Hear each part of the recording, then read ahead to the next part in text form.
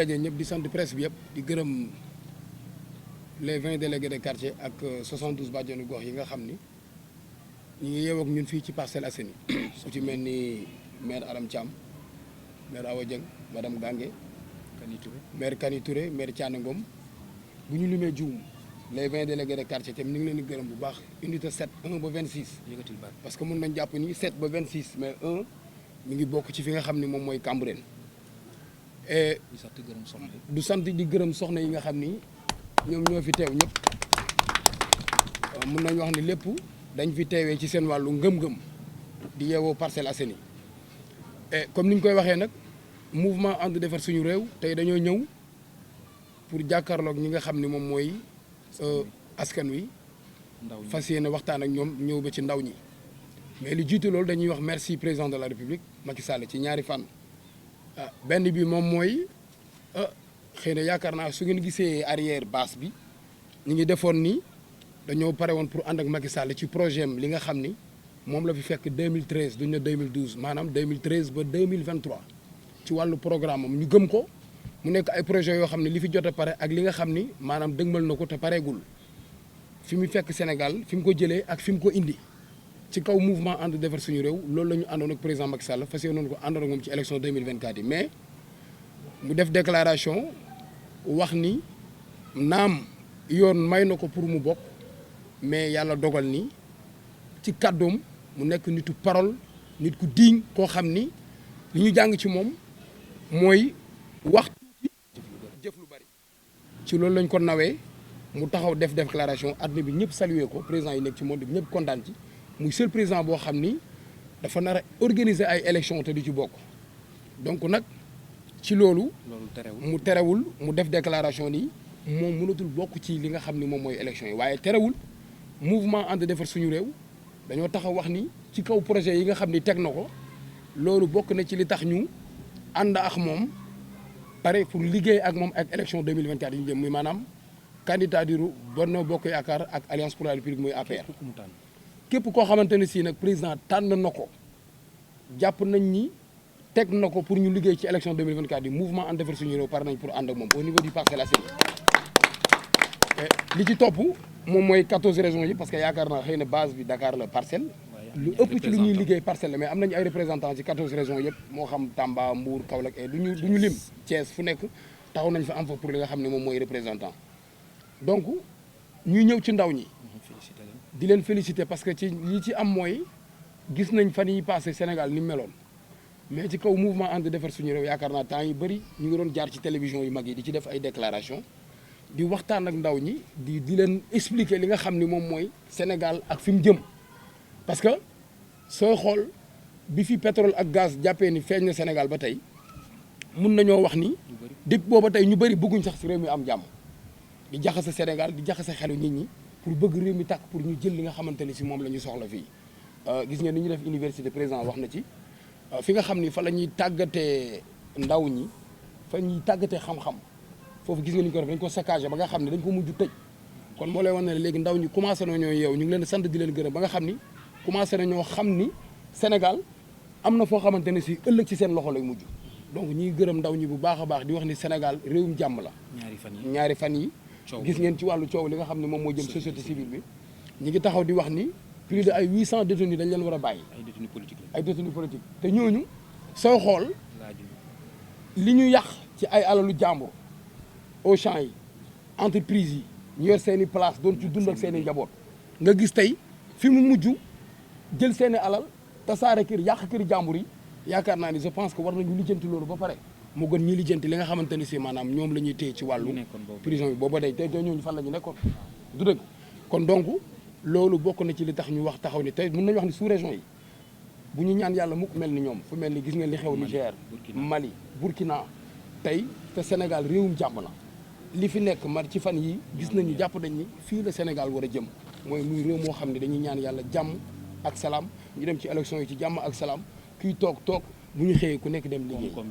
donc koom-koom bi mën a jëm kanam donc daal li ñuy wax daal mooy ñi ngi sant bu baax di wax ne nag mouvement ànd defar suñu réew ñi ngi ànd ak président Macky Sall képp koo xamante ne si teg na ko fi muy Benno Bokk Yaakaar wala Alliance pour la République ba tey ànd nañu ak ñoom pour fas yéene liggéey ak ñoom élection 2024 yi jëm. Parcelles nag ñi ngi ànd ak délégué de quartier yëpp ak 72 bàjjenu gox yëpp ku mel ni ñoon maire madame Gangué ak ñu mu àndal. mun nañu wax ni fii bëri na ay calebasse yu fi am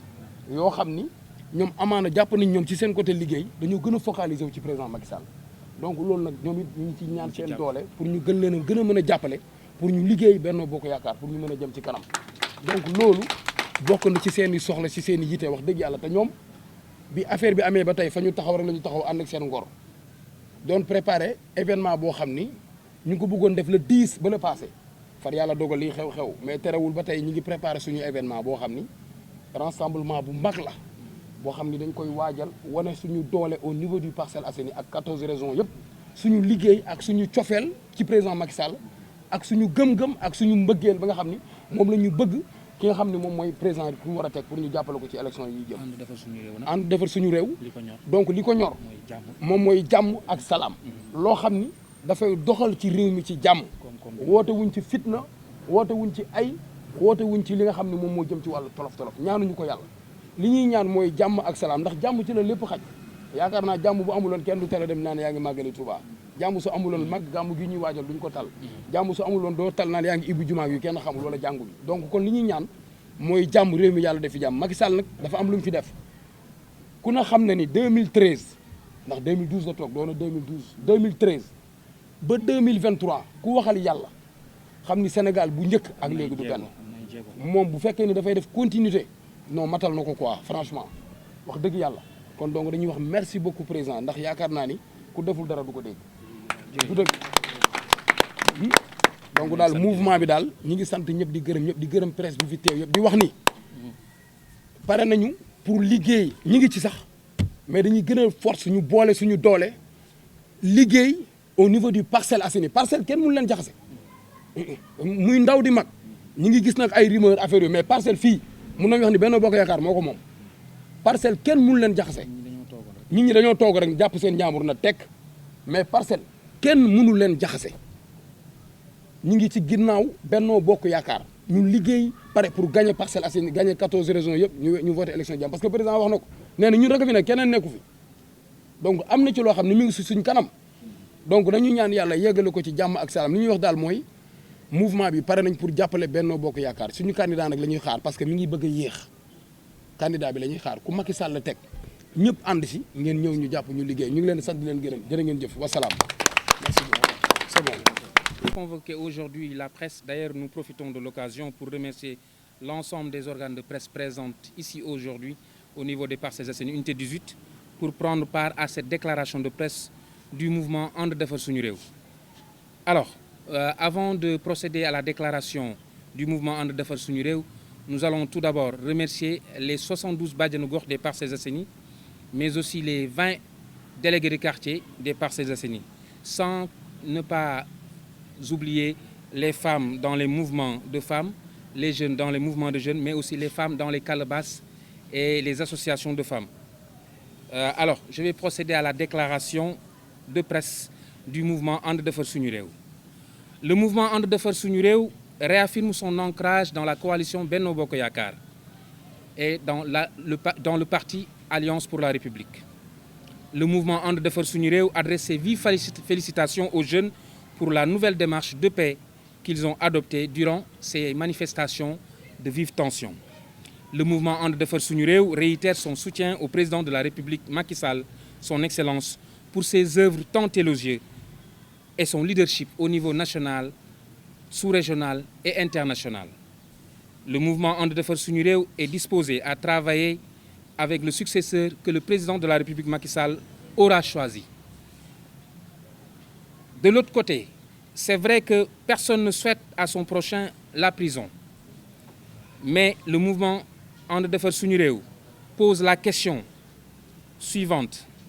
à certains leaders d'opinion qui prétendent que les 800 détenus qui sont en prison sont des prisonniers politiques. Où est-ce qu'ils étaient lorsque les biens appartenant à autrui se détruisaient? Où est-ce qu'ils étaient lorsque des centaines de personnes perdaient leur emploi, leur commerce? Les stations d'essence étaient incendiées, les supermarchés saccagés et autres étaient détruits, incendiés à la suite. Mesdames et messieurs, le mouvement And Defar Suñu Réew est partisan d'un état de droit, car nous ne voulons pas ce qui est arrivé aux pays de la sous-région tels que le Mali, le Burkina Faso, le Niger nous arrive. C'est pourquoi le mouvement And Defar Suñu Réew, toujours ancré dans la coalition Benno Bokk Yakaar et derrière le président Macky Sall, souhaite que le Sénégal soit un havre de paix, comme beaucoup au niveau international avaient l'habitude d'appeler le Sénégal pays de la Teranga. Un pays de concorde, de dialogue national, seule source d'une économie florissante. C'est pourquoi nous disons encore une fois merci à l'ensemble des Sénégalais et des Sénégalaises qui ont contribué de près ou de loin, dans leur foyer, dans les écoles, dans les administrations, dans les entreprises, pour dire aux enfants, aux jeunes, ne saccagez pas ce pays, ne mettez pas ce pays en incendie, ou demain, vous-même, vous allez payer les pots cassés. Vive un Sénégal de paix, vive un Sénégal de teranga, vive un Sénégal de développement. Je vous remercie. Assane Diop. Assane Diop, chargé de la communication du mouvement And Defar Suñu Réew. Alors, je vais un peu résumer en wolof. À la suite, le président du mouvement And Defar Suñu Réew va donner des compléments d'information. And Defar Suñu Réew gannaaw ba nga xamee ni jublu nañ di liggéey ngir ki nga xam ni moo di président de la République Macky Sall son excellence ngir mu jëlaat réew mi moom de manière sage ak kilifa gu doy gu mu doon décidé na ni du nekk candidat. Mais gannaaw bi mu nee nekkul candidat nuñ yamuñu foofu dañ ne képp ku nga xam ni njiitu réew mi tànn na ko ngir ëllëg mu yor réew mi diriger coalition Benno Bokk Yaakaar pare nañ pour liggéey ak moom ci dëgg pare nañ pour liggéey ak moom sur le terrain ngir Benno Bokk Yaakaar jëlaat ndam. ci beneen fànn ñuy sant di gërëm ndaw ñi nga xam ni am nañu conscience taxaw nañ ni duñu yàq seen réew duñu taal duñu yàq alali jàmbur dañuy toog góorgóorlu liggéey wasul seen àq ba ëllëg lu leen seen wërsëg jox ñu jël ko ñu ngi leen sant di leen gërëm ci seen taxawaay bu rafet boobu ci période de tension bi ñu jógee. ci beneen fànn ñu wax ni rek nuñ pare nañ pour liggéey ki nga xam ni président Macky Sall moom la tànn ci kaw dëgg waaye opinion nationale bi dafa am lu ñu leen jéem a gëmloo ñaari fan yi ndax am na ñu nekk ci société civile bi ñu ne ñoom jàpp nañu prisonniers yi nga xam ne moo di 800 prisonniers yi nekk ci kaso bi ay prisonniers politiques lañ dañ leen war a bàyyi. ñuy wax ni ndax dañu war a bàyyi réew mi ñu koy taal di wax lu bon di def lu bon ba ëllëg réew mi duñ ko jot ci anam yi gën ndax dañu war a toog rek ñuy bàyyi alalu jàmbur yi ñu koy yàq station yi ñu koy taal oto jàmbur yi ñu koy yàq nit ñi ñàkk seen liggéey ñuy wéyal loolu defe naa réew mi réewu jàmb la. looloo waral ni ñu jàpp ni And Defar Suñu Réew d'accord ñu ak li nga xam ni moo di manifestation yi nga xam dañuy génn di yàq nit ki mën ngaa manifester te doo yàq ma bàyyi ki nga xam ni moo di suñu président du mouvement And Defar Suñu Réew di monsieur Mouhamed Niang mu def joxe ay compléments d'information par rapport ak déclaration de presse bi ñuy def jërëjëf. Mouhamed Niang voilà sa conducteur yi voilà.